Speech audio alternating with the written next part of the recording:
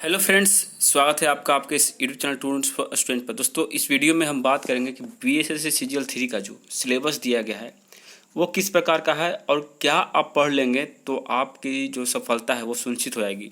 तो आइए आज इस वीडियो में हम यही जान पाएंगे कि सिलेबस में कौन से खंड जो है बेहद ही महत्वपूर्ण साबित होंगे और कितने मार्क्स लाना आपके लिए सेव होगा। देखिए, अभी ये तो बात करना उचित नहीं है कि कट ऑफ क्या जाएगी, लेकिन जिस तरह से इस बहाली का लंबा इंतज़ार किया गया है और साथ ही जितने फॉर्म इस बार गिरने वाले हैं और जिस हिसाब से सीटें हैं और जिस तरह से आरक्षण दिया गया है, नया आरक्षण के हिसाब से आपको ईडब्ल्यूएस महिला आरक्षण को जोड़ा गया है, उस हिसाब से हम बताएंगे कि पिछले बार की तुलना में इस बार का कट ऑफ की क्या स्थिति रहेगी। तो आइए स्टार्ट करते हैं। तो दोस्तों, स्टार्ट करने से पहले आपसे हम रिक्वेस्ट करते हैं कि अगर चैनल पर नए आए हैं तो चैनल को सब्सक्राइब करके बेल आइकन दबा दीजिएगा ताकि कोई भी अपडेट आपसे छूटे नहीं। अब दोस्तों, हम यहाँ पर आए हुए हैं सिलेबस के बारे में बात करने, आपको सिलेबस क्या रहेगी, ठीक है। उसके बाद हम बात करेंगे कि कट ऑफ की क्या स्थिति रहेगी। तो यहाँ पर सिलेबस में देखिए, यहाँ पर 4 खंड रखे जाते हैं जिसमें मुख्यतः 3 भाग में बांटा गया है इन चारों खंडों को। पहला जो है आपका सामान्य अध्ययन है और दूसरे खंड में जो दोस्तों आपका है सामान्य विज्ञान और गणित, तीसरे खंड में जो है आपका रीजनिंग होगा, ठीक है। तो सबसे महत्वपूर्ण जो खंड होगा वो होगा आपका सामान्य अध्ययन, क्योंकि मार्क्स जो है यहीं से आपको गेन करने होंगे। यहाँ अगर थोड़ी सी भी आपकी गलती हुई या फिर आप थोड़ा सा भी मिस्टेक कर गए तो आपका रिजल्ट से आप बाहर हो जाएगा, क्योंकि मैथ और रीजनिंग एक ऐसा सब्जेक्ट है जो स्कोरिंग सब्जेक्ट है और सबसे अधिक लोग जो है वहाँ पे मार्क्स उठाते हैं। यानी कि अगर 75 क्वेश्चन वहाँ से आते हैं मैथ रीजनिंग से, 70 प्लस कैंडिडेट जो है मार्क्स लेकर चलाएंगे, क्योंकि नॉर्मल से क्वेश्चन यहाँ पे पूछे जाएंगे, ठीक है। लेकिन सबसे पहले हम बात करें सामान्य अध्ययन की, तो सामान्य अध्ययन में देखिए जो जो चीज़ यहाँ पे रखा गया है उन्हीं चीज़ों को आप पढ़ते हैं तो आपका मार्क्स अच्छे तरीके से आ सकता है।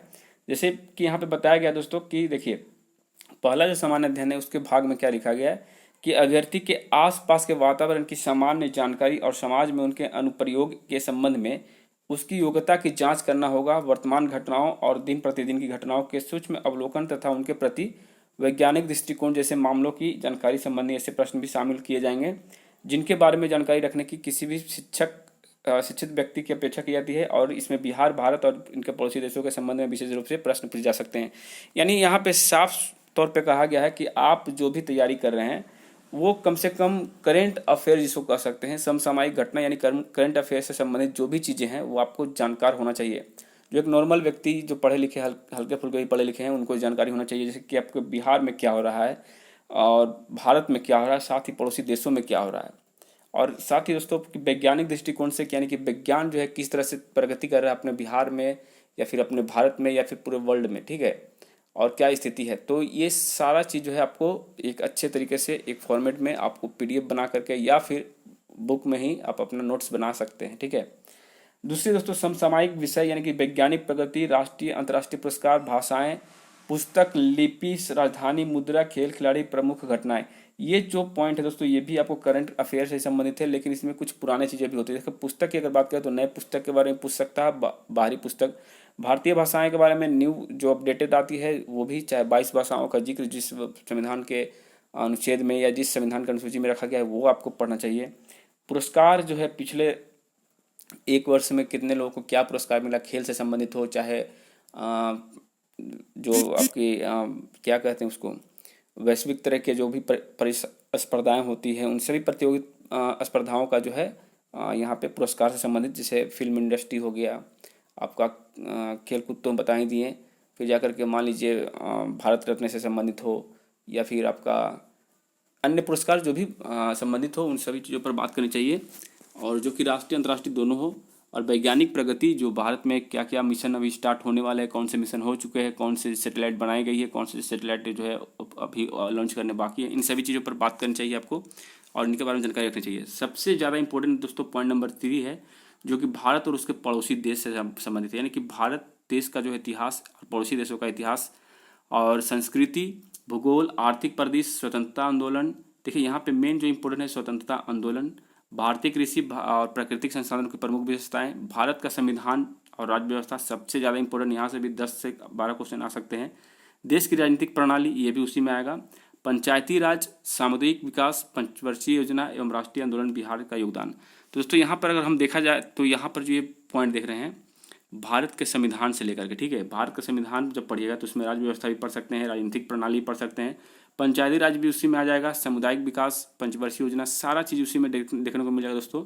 और इकोनॉमिक्स से कुछ सवाल भी आते हैं, वो भी आपको ध्यानपूर्वक देखना होगा, ठीक है। इन सभी का नोट्स बहुत ही इंपॉर्टेंट है। तो यानी सबसे जो पहला जो आपका 50 प्रश्न है इन 3 पॉइंटों से आएगी, सॉरी 2 पॉइंटों से आएगी, जो कि बहुत ज़्यादा इंपॉर्टेंट होगा और ये आपके लिए बेहद ही हेल्पफुल होने वाला है, ठीक है।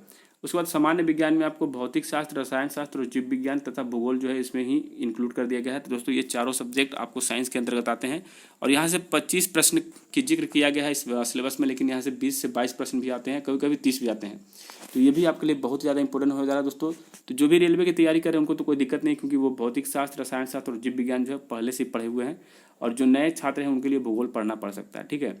और भौतिक शास्त्र में जो दोस्तों देखिए ये आपको इजीली नहीं पढ़ना है, इसको डीपली पढ़ना होगा, क्योंकि यहाँ पे जो क्वेश्चन इंटर लेवल अगर फर्स्ट की बात करें तो वहाँ पे न्यूमेरिकल्स भी आए थे, 3 से 4 प्रश्न न्यूमेरिकल्स फिजिक्स और केमिस्ट्री से मिला करके आए थे, ठीक है।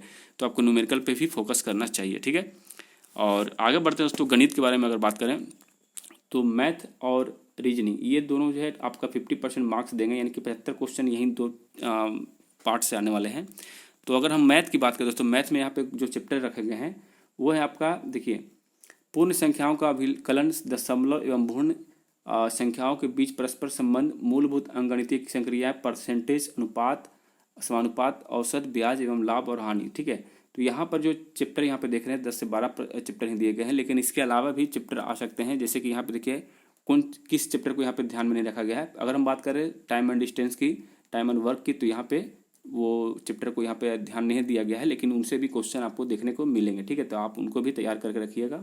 मैथ के जितने भी सवाल आते हैं, जो भी क्वेश्चन आपको अन्य परीक्षाओं में आते हैं वहीं प्रश्न यहाँ पर भी आएंगे। लेवल थोड़ा सा ऊपर रहेगा क्योंकि ये ग्रेजुएट लेवल का है। पिछली बार की तुलना में पेपर इस बार आसान नहीं आने वाले हैं। पहले पेपर बहुत ही आसान आया करते थे, ठीक है, लेकिन इस बार इंटर लेवल से समझ में आ रहा है कि पेपर का लेवल उतना ईजी नहीं रहने वाला है। इंटर लेवल ही क्या, मैंने और भी बिहार दरोगा का एग्जाम देख लीजिए, बिहार पुलिस का एग्जाम देख लीजिए, पेपर का जो है डिफिकल्टी लेवल थोड़ा बढ़ा दिया गया है, ठीक है। तो उसी हिसाब से आप तैयारी करिएगा। मानसिक क्षमता जांच की यानी कि बात करें रीजनिंग की, तो रीजनिंग में कई सारे टॉपिक को यहाँ पे कवर किया गया है, जैसे कि सदृशता, समानता, भिन्नता, स्थान, कल्पना, समस्या समाधान, विश्लेषण, दृश्य स्मृति, विभेद, अवलोकन, संबंध, अवधारणा, अंकगणितीय तर्क शक्ति, अंकगणितीय श्रृंखला और कूटलेखन और कूट व्याख्या। यानी कि कोडिंग डिकोडिंग की बात करें तो वो भी यहाँ पे है, ब्लड रिलेशन भी है, ये आपका स्मृति जो है दृश्य स्मृति है वो भी दिया हुआ, यानी कि आपको विजुअल वाली जो है वो भी दे दिया गया दोस्तों। संबंध अवधारणा तो आपको बता दिए। गणितीय तर्क शक्ति यानी गणित से भी संबंधित क्वेश्चन आ सकते हैं, एज वगैरह जो होते हैं वो गणितीय तर्क शक्ति होती है। और भी कई तरह के जो है क्वेश्चन यहाँ पे देखने को मिले। तो यानी कि आपको सिंपल हम अगर बात करें, अगर आपको इसको क्वालिफाई करना है ना, तो इसके लिए आपको CGL 3 जो सेंट्रल लेवल का CGL का एग्ज़ाम जो होता है, सॉरी CGL 3 बोल रहा हूँ, तो CGL का एग्ज़ाम होता है, उस लेवल के पेपर की अगर आप तैयारी करते हैं तो बहुत ही अच्छे प्रकार के तरीके से आप जो है मार्क्स उठा पाइएगा। और हम फाइनली अब बात करें दोस्तों, ये तो था सिलेबस। अब हम बात करते हैं कि कितना कट ऑफ जा सकता है। देखिए दोस्तों, पिछली बार की अगर बात करें तो पिछली बार में ना ही EWS का वहाँ पे आरक्षण था और ना ही महिलाओं का जो है 35% क्षैतिज आरक्षण था, ठीक है, जिस कारण से वहाँ पे कट ऑफ थोड़े कम जाते थे। लेकिन अगर पिछली बार के मेंस की हम बात करें CGL 2 की, तो लगभग 130 के आसपास यूआर कैटेगरी का जो है कट ऑफ गया था सचिवालय सहायक में। तो चूंकि सचिवालय सहायक की जो है सीटें भी बहुत कम थी, पिछली बार 600 बोला हूँ, 300 कुछ सीटें थी, लेकिन इस बार 1300 प्लस सीटें हैं, ठीक है, 1360 सीटें हैं यहाँ पे। तो इस बार कट ऑफ उतना हाई नहीं रहेगा। लेकिन एक बात और है कि महिलाओं को भी आप नज़रअंदाज नहीं कर सकते, यहाँ महिला भी है। तो यानी 1360 में अगर 35% देख लिया जाए तो यहाँ पे 400 समथिंग सीट जो है वो महिलाओं के पास चला जाता है, 900 सीट आपके पास बचते हैं, ठीक है। तो 900 सीटों पर ही आपको फाइट करना है। 900 में आपको फिर EWS का 10% या 10% देखा जाए तो कुल मिलाकर आपका 800 सीटें ही बचते हैं जो पुरुषों के लिए बचा है, ठीक है। ये पुरुषों के लिए 800 सीट है, जो कि सिर्फ आप सचिवालय की बात कर रहा हूँ, बाकी पोस्ट की हम बात नहीं कर रहे हैं। और इसके बाद योजना सहायक है, वो भी एक अच्छा पद है जिसमें आपको सिर्फ ग्रेजुएशन रखा गया। बाकी सभी चीज़ों में तो आपको पाबंदी है, क्योंकि वहाँ पे मैथ और वाणिज्य, अर्थशास्त्र वगैरह कुछ स्पेशल कोर्स के लिए ही रखा गया, ठीक है।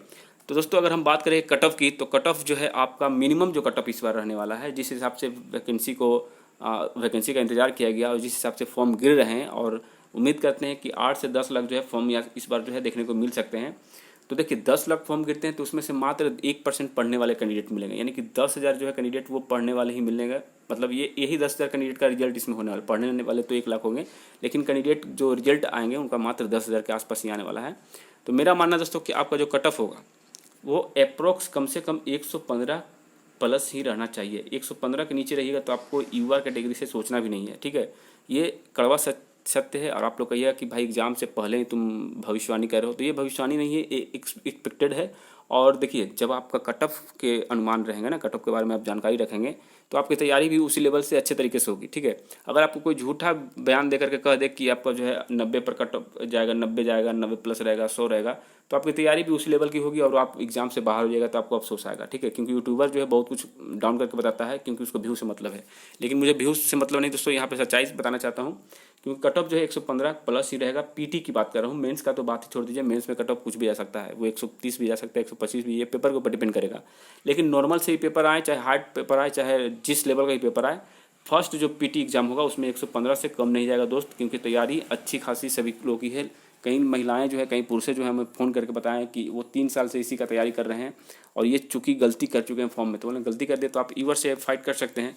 तो यहाँ पे हुआ क्या है कि बहुत से छात्र जो हैं अपने कैटेगरी में गलती की हैं, यानी कि कट ऑफ जो है अगर हम बात करें तो 2 कैटेगरी का कट ऑफ इस बार हाई जाएगा। देखिए, बहुत से कैंडिडेट जो हैं ईबीसी में आते हैं या फिर एमबीसी में आते हैं, ठीक है ना। लेकिन वो एमबीसी समझ नहीं पाए और बीसी से फॉर्म फिल कर दिए हैं, तो उनका रिजल्ट चूंकि बीसी में देना है, यानी कि बीसी का कट ऑफ वो हाई कर देंगे पीटी में ही। और जब मेंस आएगा तो जनरल का कट ऑफ हाई हो जाएगा, क्योंकि इनका अगर रिजल्ट जनरल से होता है तो मेंस भी जनरल निकालना पड़ा, क्योंकि ये तो गलत कर चुके हैं, ठीक है। तो जनरल का भी कट ऑफ हाई चला जाएगा और बीसी का भी हाई जाएगा, बाकी लोगों को यहाँ पे राहत मिलेगी। तो खैर जो भी हो, आप अपने को इस तरह से प्रिपेयर करिए कि आप जनरल क्वालिफाई जो है, sorry, general cut off qualify कर पाएँ, ठीक है। ये थी कुछ इंपॉर्टेंट पॉइंट जिस पर हमने चाहा कि आपसे साझा करें। अगर वीडियो अच्छा लगा हो तो लाइक करिएगा दोस्तों। जय हिंद, जय भारत।